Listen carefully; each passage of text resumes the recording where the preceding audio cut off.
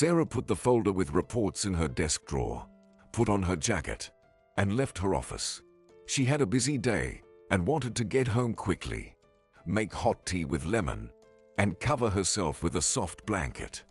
On the way home, she was freezing from the drizzling rain and cold wind. When she saw that the lights were on in all the windows of the apartment, she was frustrated and stopped outside. Sarah realized that her drunken husband was at home. As she worked closer, she was convinced of it. There was loud music coming from the open window. She could hear Kona swearing, but there was no one else in the apartment but him. He was already so drunk that he didn't look like a human being. The man's behavior was getting more and more wild. The young woman realized that if she came home now, she would listen to his claims until morning. Kona would argue, blaming his wife for all his problems. Sighing heavily, Sarah sat down on a cold, wet bench near the entrance. She didn't want to cry, but tears flowed down her cheeks. Suddenly, she heard Kona's angry voice. "Why the hell are you sitting there? Who are you waiting for?" The man crawled half out of the window, risking falling down. He was saying something indistinctly, cursing Sarah. "I'm coming," the woman said in a melancholy voice. The woman didn't get a chance to get some sleep that night. Kona yelled at her until morning like a madman, and only when the sun came up did he fall asleep at the kitchen table. Glancing at the clock, she realized there was no more time to sleep. After taking a shower, Sarah had some tea and began cleaning the apartment. She walked to work with a sad look on her face and with her eyes red from tears and a sleepless night. When Sarah was getting on the bus, she suddenly stumbled and fell into a huge puddle. All the contents of her bag fell out into the mud. Looking at her white coat covered with mud, the woman cried desperately. A crowd of indifferent, sleepy people quickly entered the bus, bypassing the unfortunate woman. Sarah heard a male voice beside her. "Don't cry. Let me help you." "No need," Sarah said, wiping away her tears. "You'd better hurry up or the bus will leave without you." "I'm in no hurry, and I can't leave such a beautiful girl in trouble," the man said with a smile. "I'm Joe. And what's your name?" "Sarah." "What a beautiful name," he said. "All right. Let's try to save your coat." The man deftly helped Sarah get up out of the puddle, shook off her coat as best he could, and began picking up the items that had fallen out of her bag. "What are we going to do next?" the man asked. "I don't know," the woman answered honestly. She realized she couldn't go to work in such a dirty coat, but she didn't want to go home either. Most likely, Kona had already woken up and started drinking alcohol again. It was his disease. Most likely, it was incurable. The woman had been trying to fight his addiction for 3 years now, but there was less and less hope that her husband would be able to get rid of this bad habit. "I'm not local. I live in a hotel not far from here. Let's go to the hotel. You can warm up and have some coffee, and I'll go to the store and buy some clean clothes for you." "No, I'm not comfortable going to the hotel with you," Sarah objected. "Don't refuse. I sincerely want to help you. If I fell in a puddle, would you walk past me, or would you stop and help me?" "Of course, I would help you, so let me help you." Sarah didn't understand why she agreed. Perhaps this sweet and cheerful man had caught her attention with his kind, cheerful guise. Or maybe she simply wanted someone to take care of her. "All right, let's go," the woman said with a smile, holding out her hand to the manual. Joe left for the mall, and Sarah took a shower, warmed herself up, and, after drinking coffee, sat down on a soft chair in front of the TV. She didn't realize what she was doing now, because she was supposed to be at her workplace, where her strict boss was waiting for her, demanding an urgent report. But she felt so cozy here, in this quiet place where there was no daily hustle and bustle. "I'm back," Joe shouted, trying to walk through the narrow door carrying huge bags. "There's a coat in this bag, and pants and warm socks in this bag. I hope I bought the right size." "Thank you," the woman said with embarrassment. But you didn't have to buy such an expensive coat. A cheap jacket would have been enough. But thanks anyway. I'll pay you back as soon as I can. I promise. One more thing. I ordered lunch at the restaurant. I didn't have breakfast today. Will you join me? I ordered kite a lot, and I won't be able to eat it all by myself, okay? Sarah said with a smile. The woman spent the entire day with Joe. The man told her about his interesting life filled with colorful emotions and adventures. Joe traveled a lot to different countries. He was cheerful and could talk about a lot of interesting things, while the woman could tell him only about her boring life. So she just kept quiet so as not to ruin this wonderful day. Soon, the evening came. Sarah realized she had to go home, but she was so reluctant to leave the hotel. I have to go. The woman smiled sadly. Sarah, I wanted to tell you something, the man said, putting his arm around his guest. Feeling Joe's warmth next to her, Sarah forgot about everything. I'm leaving tonight, Joe said sadly, pulling open the curtains on the windows. Sarah wrinkled her nose at the light of the bright sun and yawned. At that moment, she didn't even want to think about the fact that he would be leaving tonight, and this meeting wouldn't happen again. She was happy here and now. She wanted them to be the only people left in this world. Sarah, I don't know anything about your life. You don't tell me about it, and I don't want to ask you unnecessary questions. Tell me, are you capable of doing reckless things that could change your fate? I don't know. Come with me. You will never regret your decision. I've only known you for a day, but I don't want to part with you. This has never happened to me before. I guess that's what love is. That's a very unexpected suggestion, the woman whispered. Now I have to leave for a few hours on business. Please stay at the hotel, and then we'll leave together. But I need to take my ID and at least pack a suitcase, the woman said in confusion. Okay, tell me the address where I need to pick you up. No need. I'll come here myself, Sarah said quietly. All right, I'll be waiting. Joe wrapped his arms around the woman. He didn't want to let her go even for a moment. The man didn't know why this ordinary woman had attracted him, but he realized he wanted to spend the rest of his days with her. Sarah headed home. She felt happy for the first time in years. The young woman had already forgotten about attention from men. Kona had not given gifts for a long time. He didn't say tender words, and in general, paid no attention to his wife. He was a nice guy before he started drinking alcohol. Sometimes he stopped drinking and was in an exhausted state for a long time. The man would beg his wife's forgiveness for this behavior. After that, their relationship would get better, but soon he would start drinking again. Perhaps Sarah would have divorced him earlier, but she felt sorry for her husband and couldn't make this important decision.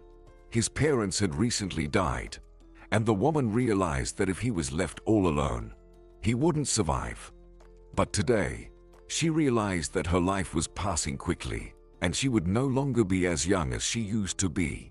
Finally, she made that life-changing decision. Now she will take her ID, pack her suitcase, and start a new life with Joe. Where have you been?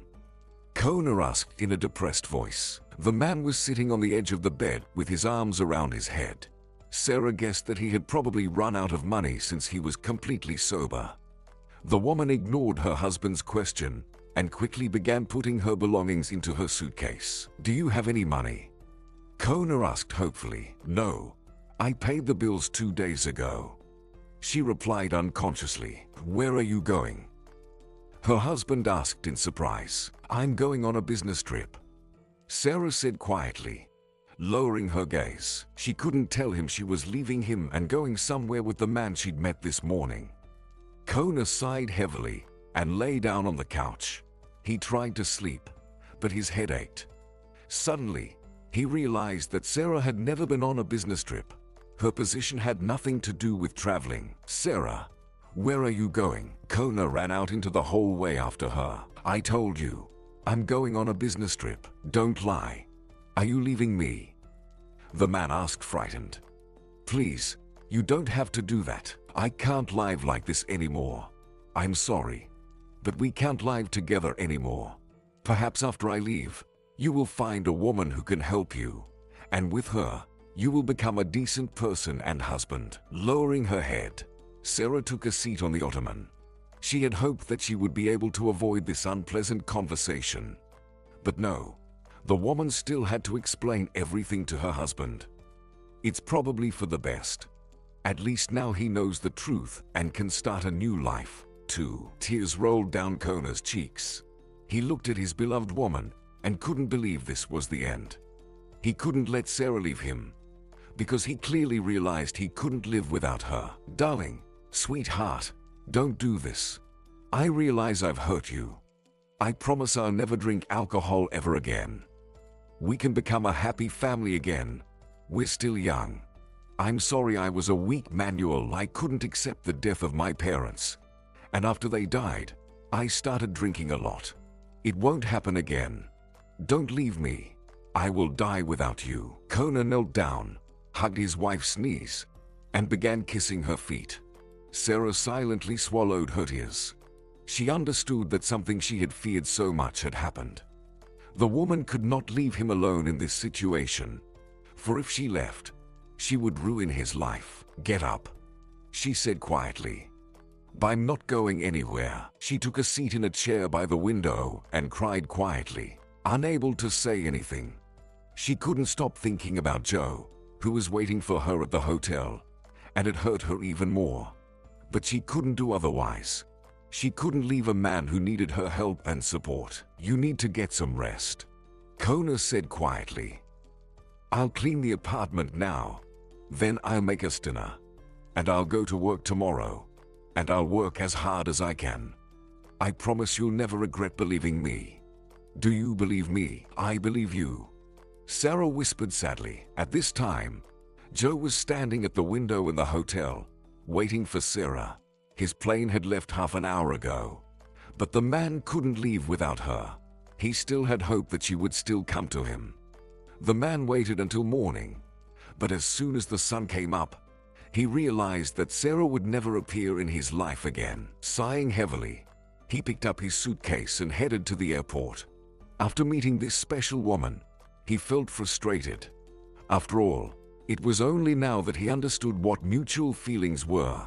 Usually, he was the one who left women and stopped communicating with them. But now things had worked the opposite way. Sarah had been trying to forget Joe for a month. At first, it seemed to the woman that it was just an ordinary romantic adventure. But over time, she realized that the memories of him were constantly in her head. Every day she regretted more and more that she had so foolishly parted ways with this wonderful man. Kona kept his promise. He didn't drink for almost a month, but he never brought home the money he had earned. He was lying on the couch more and more often, complaining about not feeling well. One day, coming home from work in the evening, Sarah saw that all the windows in the apartment had lights on again. It meant only one thing. Kona had gotten drunk again. The woman stopped outside, lowered her head, and cried. Realizing that she didn't want to go home, Sarah decided to go to her friend. Quietly entering the apartment to pack her belongings, the woman saw Kona sitting in the kitchen hugging a bottle of rum and cursing himself. The woman quietly walked into the room, packed a small suitcase, and ran out of the apartment. "Hi," Josie said with a smile when she saw her friend. "Is he drunk again?" "Yeah. I'm not going back to him again. I can't tolerate this abuse anymore," Sarah said gloomily. "Glad you finally realized it," Josie replied with a wink. "Take off your jacket and come into the kitchen. Let's have dinner now, and then I'll tell you about my ambitious plans." They had been friends since Sarah arrived at the orphanage. Josie was a couple of years older than her and immediately started helping the little girl who couldn't defend herself and only cried because of the constant insults from the other children. Josie had always been a brave, determined woman, and now, many years later, she hasn't changed at all. "I inherited a house from my grandfather. I decided to sell it and start my own business. I have tremendous plans, but I can't do it without your help. You're a good accountant. I'm sure you'll be able to calculate everything correctly." "What business? What are you talking about? Sarah said with a grin. Don't laugh. I'm sure we can do it right. First, I want to open a small beauty salon. I have experience in that business. I've been a hairdresser for 5 years. What if it doesn't work out? Then you'll lose both your money and your house. It will work if you help. You're very clever. Josie said insistently. Okay, I'll help you. Sarah agreed. No, it won't work that way. You have to not just help me, but run the business with me. You have to quit your job. Why are you offering me such a thing? Sarah objected. I need my salary to survive. Don't worry about that. We have enough money for the first time. By the way, you can move into my apartment. Just think what awaits you at your job. A miserable salary and daily work with a short lunch break. And I'm offering you a chance to start a completely different life. In a few years, you'll be able to buy your own apartment. Let's not be in such a hurry. I'll calculate everything first, think it over, and then give you an answer. Okay. Josie said excitedly. I knew you wouldn't say nama. In the morning, Sarah felt unwell. She had a headache and nausea. Realizing she couldn't go to work in that condition, the woman went back to bed. Maybe I ate something wrong yesterday, Sarah suggested. I've never felt this bad before. Maybe you're pregnant, Josie suggested. No, Kona and I haven't had intimacy in a while. Suddenly, the woman fell silent, thinking of Joe. At first, she was frightened, but then she rejoiced, for she had dreamed of having a baby for so long. But now she was not in the best financial situation. She didn't know how to give birth and raise a baby, because she didn't even have her own place, let alone money. Why are you smiling so sweetly? Are you really pregnant? Josie asked curiously. I don't know. Maybe. I need to see a doctor, Sarah said modestly. She never had any secrets from her best friend, so she told her about meeting Joe, how she fell in love with him the day she first met him, and how she wanted to travel with him, but couldn't leave Kona. Dear, that was really stupid, Josie said angrily. Do you know how to find that man? No, Sarah smiled sadly. I don't even know what city he lives in. We've been talking all day. Joe told me a lot of interesting things about his life, but as it turns out, I know absolutely nothing about him except his name. Okay, don't worry about it. If you're pregnant, you will definitely give birth. Don't make my mistakes. When I was young, I had an abortion, and now I regret it. My husband divorced me and left me alone with this problem. I'll help you with everything. Just promise me that I'll be godmother to your baby. I promise, Sarah said with a smile and hugged her friend. She felt very calm around Josie. Josie was more like a big sister to her than a friend. Sarah knew that without Josie's support, her life would be much more difficult. The next day, the woman went to the doctor, who confirmed the pregnancy. Congratulations, you are 4 weeks pregnant, the doctor said. Thank you, Sarah replied with embarrassment. Is it a boy or a girl? Oh, it's too early to talk about that, the doctor replied with a laugh. We'll find out later. Sarah came out of the hospital and realized there were important changes ahead of her. She needed to stop being afraid of the consequences and start making changes in her life. Josie was right.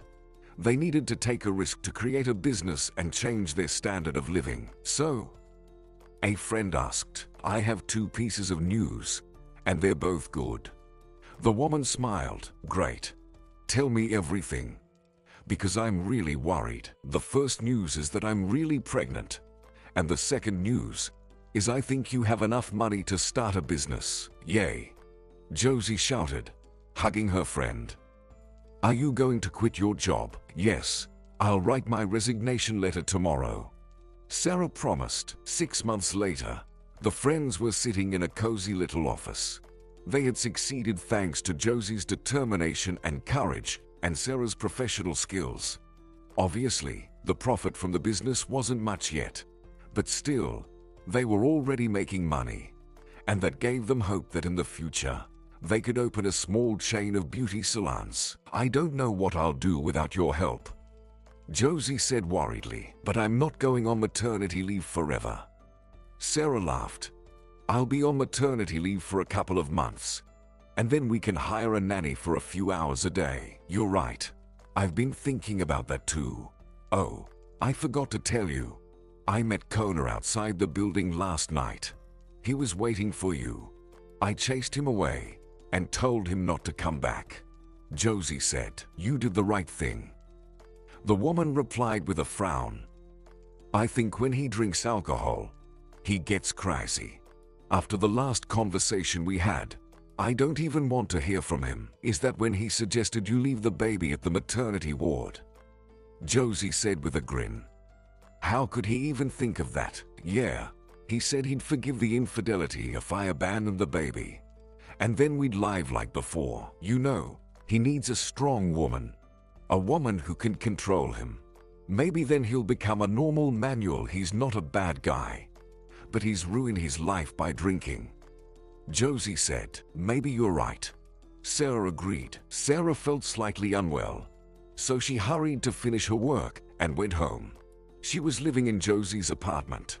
Her friend said she could live with her as long as she wanted, even for the rest of her life. Her apartment was big, but there was no happiness or joy in it. When Sarah saw Kona near the entrance, she wanted to turn around and walk away, but it was too late. Her ex-husband had already noticed her. Why did you come again? The woman asked angrily. Sarah, don't chase me away. Listen to me. Kona said softly. If you want to voice your silly suggestion again, don't even try. No, I'm sorry. I was wrong. I agree. Please come back home. Agree to what? Did I tell you any conditions? The woman asked in surprise. I agree that your baby will live with us. The man uttered with hope, looking at Sarah. I can't live alone. I don't feel good alone. Have you forgotten what you promised my sick mom? You said you would never leave me. I remember that. But you promised her too that you wouldn't drink and that you would earn money for the family. I'll stop drinking. I promise. Kona said confidently. And I will never approach you for cheating. Kona, enough. I know you won't keep your promise. We're not living together anymore. Stop following me, okay? The man said quietly. Or can you borrow me some money until payday?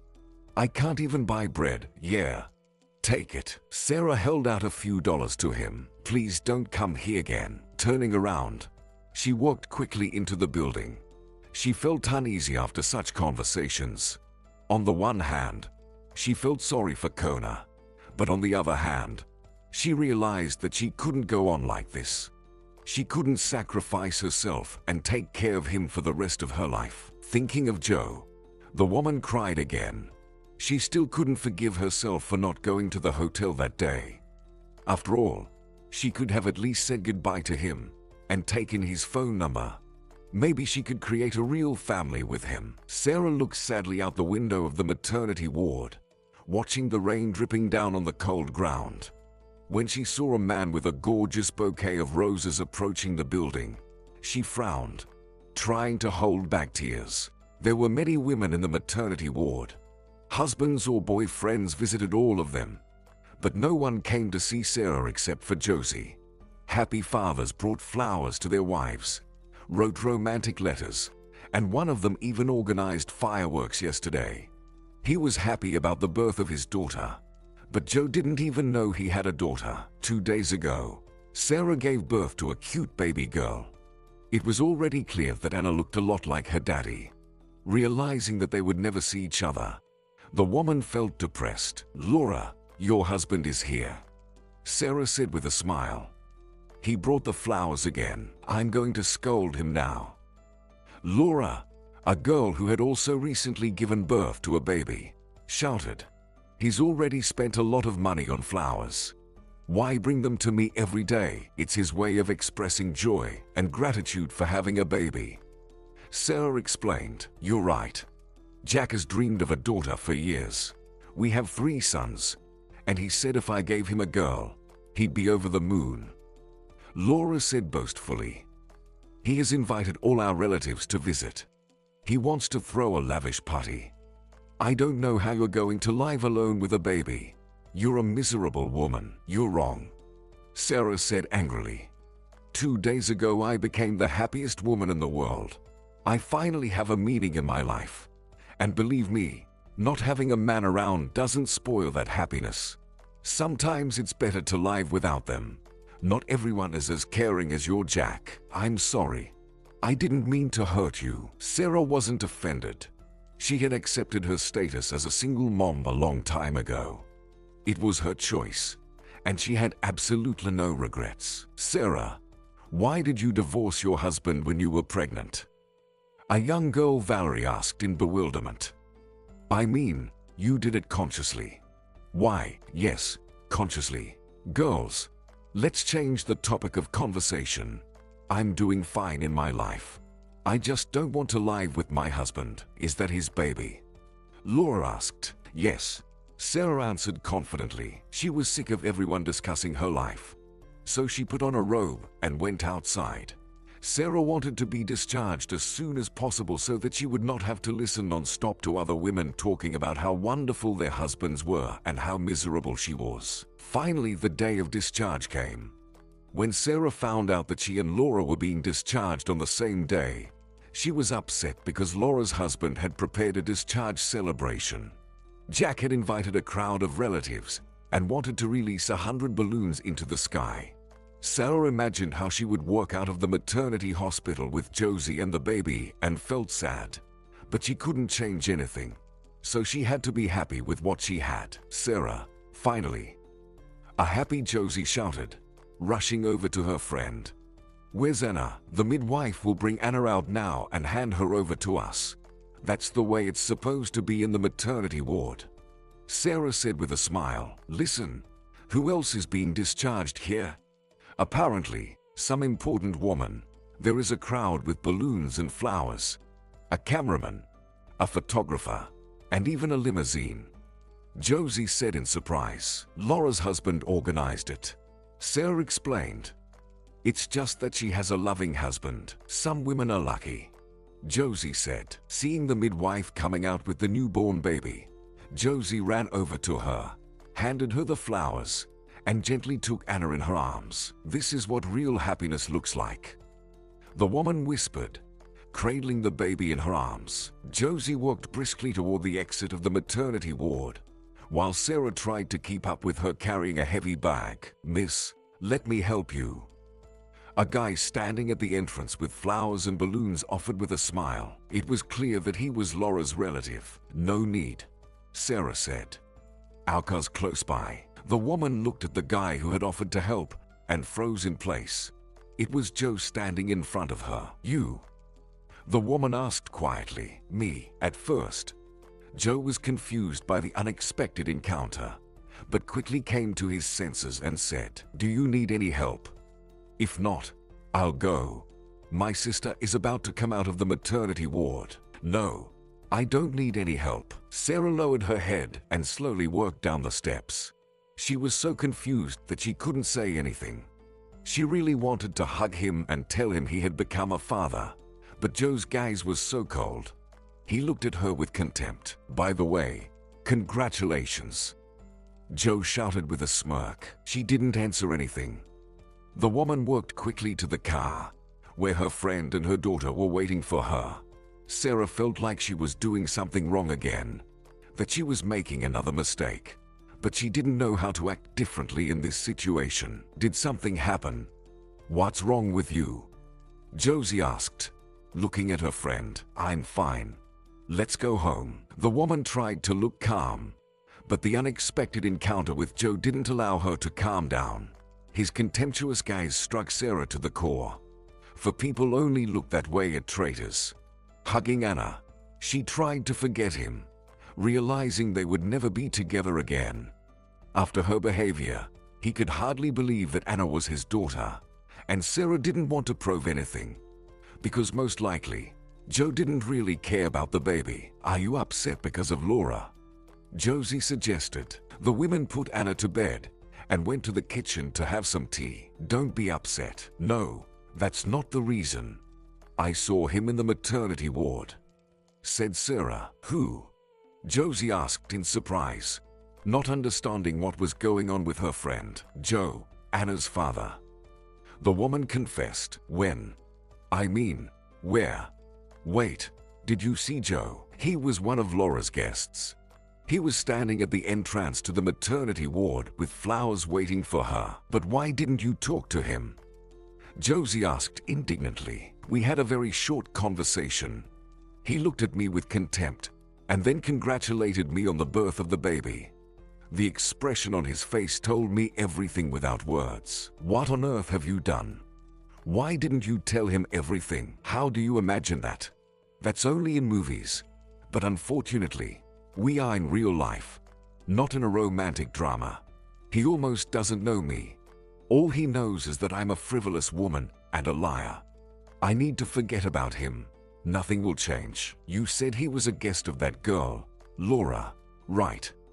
Josie clarified, ignoring her friend's words. Yeah, he said he was waiting for his sister. Do you have Laura's contacts? I gave her our business card. She said she would visit our beauty salon soon. She wanted to change her haircut and her overall style. But I don't have her phone number. Wait, why would you need that? I was just asking. Anyway, forget it. You have a new chapter in your life. Don't feel sad because of men. Forget about them. You need to enjoy your new life and take care of the baby. You're right, Sarah said with a smile. She's so vulnerable, so tender. I only want to hold her in my arms all the time and warm her with my warmth. You have at least a few years to hold her in your arms, but over time, it's going to get harder to do that as the years go by. Josie laughed. Taking care of her daughter, lack of sleep and fatigue helped Sarah forget about Joe. It was hard for the woman because she still had to take care of business matters. Josie didn't know anything at all about accounting. Hello, we came to you on Sarah's recommendation. She is the owner of this salon. A pretty blonde woman said with a smile. Josie almost choked on her tea. She immediately realized that Laura was standing in front of her. Josie had been waiting for her for almost 2 months. Come in, please, Josie said with a smile. You must be Laura. Sarah told me you two met at the maternity ward. Yes, Sarah left me your business card. She praised this salon, so I decided to come here with my husband. Jack just needs a haircut, but I need the full range of hair care services. Great, Josie said. Please come to the ladies' area. There the hairstylist will offer you the best hair treatments and then get to work, while I will do a haircut for your husband. Thank you, the woman said arrogantly, glancing at Josie. The woman realized there was no way to have a normal conversation with this lady, but she hoped that Laura's husband would be more talkative, unlike his wife. Would you like a cup of coffee or tea? Josie asked Jack. Thank you. I'd love to have a cup of coffee, the man said with a smile. It's been raining since morning, and I'm always sleepy in this weather. I was going to relax at home on my day off, but my wife decided to go to the beauty salon. Josie brought a cup of flavored coffee and candy. She was very afraid to start this conversation, but she knew she wouldn't get another chance. Jack, my friend, or rather, my sister, was in the same maternity ward as your wife. They were discharged on the same day. I saw how magnificently you greeted your daughter and wife. That's right. I was so excited about the birth of my daughter that I was willing to do anything, Jack said with a sincere smile. The thing is, there was a man among your guests. I guess his name was Joe. He is your wife's relative. Yes, Laura has a cousin. His name is Joe. He's rarely at home, but he still managed to make it to this holiday. He works on a cruise ship as a captain. Why do you ask? Jack was confused. The thing is, my sister and your relative used to know each other. They saw each other that day outside the maternity ward. Joe gave her his phone number, but she lost it. Sarah was very upset about it. It's not a problem, Jack said calmly, and taking a cell phone out of his pocket said, "Write down his number and give it to your sister. Thank you so much. I'm sure she'll be overjoyed." She realized that she had done the wrong thing. Josie had one rule in her life. She never lied to anyone but for the happiness of a loved one. She could break any rules. While dialing Joe's phone number, Josie was very nervous. She was mentally praying that it would work out. She realized that the man probably wouldn't even talk to her and would just disconnect the call. "Hello." The man answered in a gruff voice. "Hello. I need to talk to Joe." Josie said hesitantly, "That's me. And who are you?" "I'm Sarah's friend. Do you remember her? You met her at the maternity ward about 2 months ago. What do you want?" The man said irritably, "You'll probably think I'm crazy, but I believe you have a right to know the truth. And the truth is that you have recently become a father. Sarah has given birth to a daughter." "What the hell are you talking about?" Joe asked angrily. "I've only seen your friend once in my life, not counting the meeting at the maternity ward. Do you expect that I will pay you money? It won't work that way. You and Sarah came up with a good plan, but I'm not stupid. Ladies, neither Sarah nor I want your money. Sarah doesn't even know I'm calling you. I just told you the truth, and you can decide what to do with that information. Goodbye." Josie said and disconnected the call. After this conversation, the woman became upset. She realized that Joe would hardly be happy to hear the news, but she didn't expect him to react so negatively. She and Sarah didn't really know what kind of person he was. Just one romantic encounter was unlikely to reveal the man's true face. "Well, that's okay. At least I tried to do something," the woman said, trying to justify her actions. Early in the morning, Josie was awakened by a phone call. Upon waking up, she didn't realize it was Joe calling her. "I'll be in your city tomorrow. Where can I find Sarah?" the man asked sadly. "First, come to our beauty salon, and we'll talk there. After yesterday's conversation, I'm not sure you should talk to my friend." Josie replied rudely, "You are confusing me. Why did you call me if you don't want me to talk to Sarah? Let's talk when we meet. Write down the address of the beauty salon." Josie told the address and quickly hung up the phone when she saw Sarah walking into her room. "Who called you so early?" the sleepy woman asked in surprise. "It's not even 6 a.m. yet. A client called me. She needs her hair done right away." Josie lied. The woman wasn't sure if her decision was right. She didn't expect Joe to be so distrustful of the news about the baby. The woman didn't want Sarah to be affected by the situation, because she was going through a very difficult time. The next day, Joe arrived at the beauty salon. Josie talked to him without any emotion. "As you can see, my friend and I have our own business, and we don't need your money. Sarah loves you. She didn't come to the hotel that day because she had some big problems. During her pregnancy, she didn't dare to find you because she was sure she would never see you again.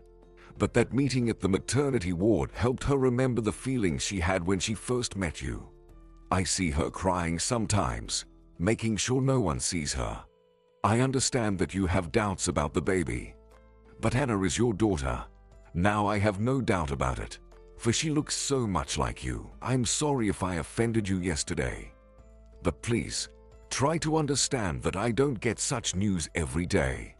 At first, I wanted to ignore what you said, but I thought about it at night and couldn't calm down the whole day. So I decided to talk to you. Can I see Sarah? I guess we need to talk." Joe said calmly. "Yes, that's exactly why I found you." Sarah put Anna to bed and walked over to the window. She had a dream about Joe again tonight. The woman didn't know how long it would last. She didn't realize when she would be able to forget this man. A quiet knock on the door distracted her from her sad thoughts. Quietly closing the door to the room where her daughter was sleeping, she hurried to open the front door. When she saw Joe on the doorstep, she turned pale and rubbed her eyes. "Hi," the man said with a smile. "Keep your voice down. My baby just fell asleep. Can I come in?" he asked in a whisper. Sarah stepped aside. letting the man into the apartment. She was confused and didn't know what to do. Just a moment ago, she had been thinking about him, realizing that she would hardly ever see him again. And now he was standing in front of her, so close and yet so far away at the same time. "How did you find me?" Sarah asked, not understanding anything at all. "It doesn't matter. Please explain what's going on." "I was told you gave birth to a daughter." "My daughter. Is that true?" "Yes, that's true. But I have no claims on you. I don't need your money, and I will never demand anything from you. It was my decision to keep the pregnancy." At that moment, a baby cried in the room. Leaving the man in the kitchen, Sarah rushed to the baby. Joe quietly followed her into the room, and upon seeing the baby girl, he realized that Josie was right.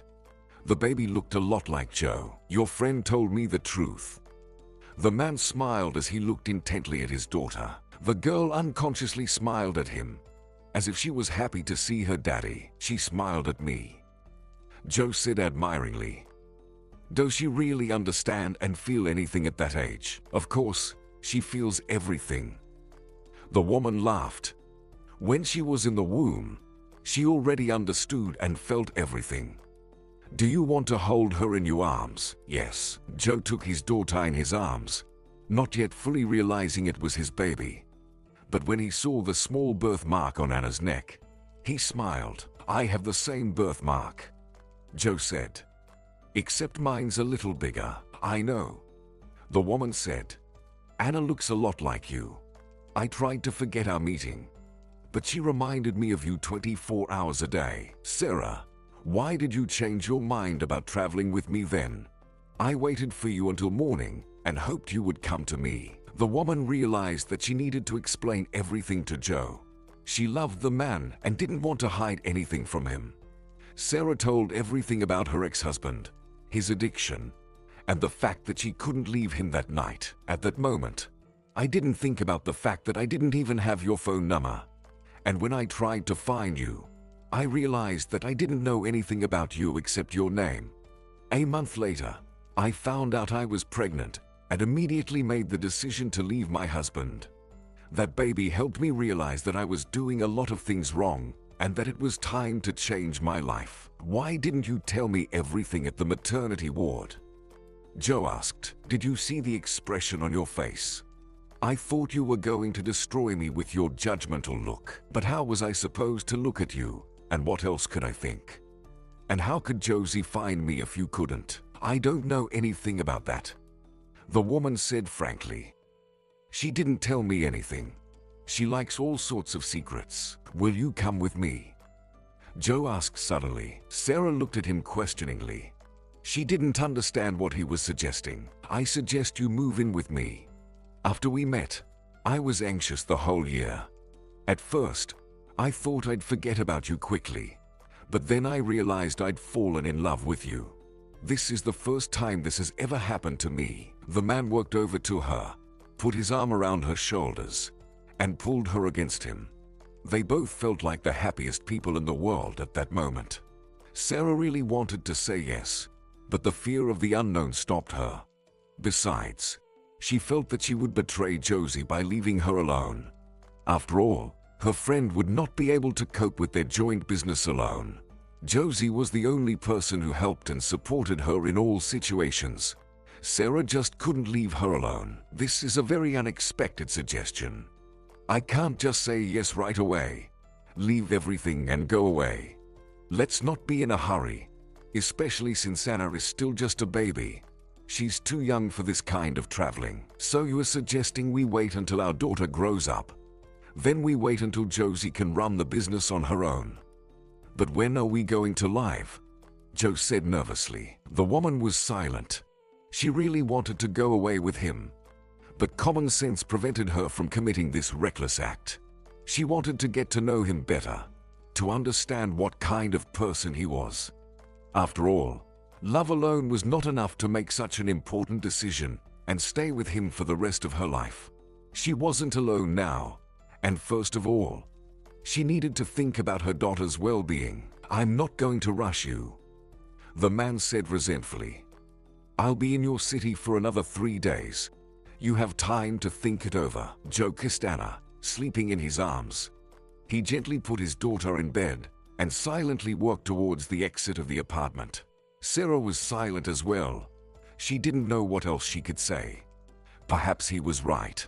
She should think it over calmly before making this important decision. As soon as Josie entered the apartment, Sarah immediately started yelling at her. "Josie, why didn't you tell me you found him? You should have at least told me he was coming." Sarah exclaimed indignantly. "I thought we were friends, and there were no secrets between us." "Sorry," Josie replied with a frown. "At first, I wanted to tell you about my plan, but then I was afraid you would stop me from looking for Anna's father. I mean, I only wanted the best for you and your daughter. Did he hurt you?" "No." Sarah told her friend the details of her conversation with Joe, that she didn't know what to do in this situation, and that she loved Joe, but she wasn't ready to leave everything and move to another city with the baby. "I think he is rushing things too much," Josie said. "He probably loves you, but you need to get used to each other. You need to calm down and have a serious talk with him. Tomorrow I have the day official. I'll babysit Anna, and you should go and see Joe and talk to him. You two need to spend some time together and discuss everything calmly." Sarah didn't argue with her friend.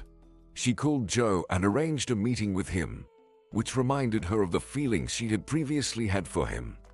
The woman realized that she didn't want to lose him again. After all, he was just an ordinary man and would hardly wait for her for the rest of his life. "Hello," Joe said with a smile and held out a bouquet of white lilies to the woman. "How did you know these were my favorite flowers?" Sarah said excitedly. "Did Josie tell you?" "No, you told me that yourself when we were talking about why all women like roses." "Yes, I remember that," Sarah said quietly. She was pleased that he remembered it, even though it had been over a year since they'd met. "I couldn't sleep again this night, and I was thinking about you and our daughter. You know, it's so unusual to realize I'm a father. I immediately felt some sense of responsibility. I understand you are scared to take this big step, but I promise you that I will never hurt you. Sarah, you won't regret coming with me. Please try to understand that I have a responsible position at work, and I won't be able to move to this city. Besides, I have a big apartment, a fancy car, and a nice summer house, but I don't have a wife." The man took her hand and carefully put the ring on her finger, which he had been clutching in his hand all this time. "Thank you," the woman whispered. "I'll go with you." In the evening, Joe had an unpleasant conversation with his cousin Laura. He decided to share his joy and happiness with her. He told her that his daughter and niece had been born on the same day and were in the same maternity ward. "Are you talking about Sarah now?" Laura asked. "Seriously? Wait, what makes you think it's your baby? Joe, you don't seem like a stupid person. Do you understand what you're doing? Joe, this woman has a husband. It's her husband's baby. Enough." The man stopped her. "You can think and say whatever you want, but I know for sure that Anna is my daughter." "Joe, are you out of your mind? She told everyone in the maternity ward that it's her husband's baby." Laura shouted. "I will never accept that sneaky woman into our family." "I don't expect you to accept her," Joe said. "I love her, and that's enough for me. At least take a DNA test and make sure you are the father of that baby." Laura continued. "No, let your husband prove he's a father of your kids. I trust my woman," Joe shouted and, taking his jacket, walked out of his cousin's apartment, slamming the door loudly. A year had passed. Sarah and Joe had been living together for a while. He was right. She didn't regret believing his words and moving in with him. The man was taking care of his family in ways she never even dreamed of. "Girls, I'm home." Hearing her husband's voice in the hallway, Sarah rushed to greet him. "Hi," the woman said excitedly. "Anna and I missed you." "I miss you too, but there's nothing I can do. That's the kind of job I have. What's new?" The man inquired. I got a call from Josie today. She invited us to her wedding. She said she was very happy, and she is 3 months pregnant. I thought it was strange. Sarah said in a confused tone, Honey, why do you find it strange? A young woman expecting a baby and getting married. Aren't you happy for her? Joe replied with a laugh. I can never understand the woman's logic. The thing is, she was diagnosed with infertility a long time ago. How is that possible? Josie didn't even hope to become a mother. Everything happened the way God wanted it to happen.